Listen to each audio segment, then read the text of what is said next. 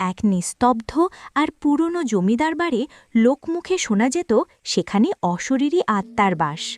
শহরে এক দম্পতি রাহুল আর প্রিয়া সেখানে থাকতে আসে।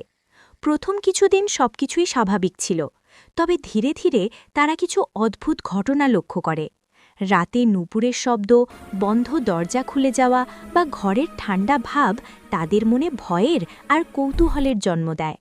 প্রিয়া প্রথমে ভয় পেলেও রাহুল এটাকে তাদের মনের ভুল বলে উড়িয়ে দেয়, কিন্তু ঘটনাগুলো ক্রমেই বাড়তে থাকে।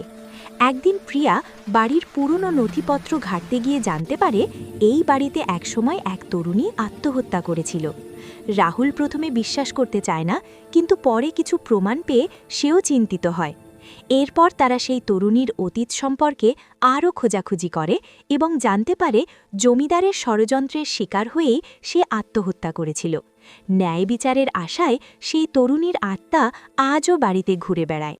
সবশেষে রাহুল আর প্রিয়া সিদ্ধান্ত নেয় যে তারা এই বাড়িতেই থেকে যাবে এবং তরুণীর অসমাপ্ত কাজ সম্পন্ন করবে। তারা এলাকার মানুষদের ডেকে এক প্রার্থনার আয়োজন করে, যা তরুণীর আত্মার শান্তির জন্য করা হয়। ধীরে ধীরে বাড়ির পরিবেশ শান্ত হয়ে আসে এবং অদ্ভুত ঘটনাগুলো বন্ধ হয়ে যায়। রাহুল আর প্রিয়া ওই বাড়িতেই সুখে শান্তিতে বসবাস করতে থাকে এবং স্থানীয়দের কাছে বাড়িটা আর ভুতুরে বাড়ি হিসেবে পরিচিত হয় না।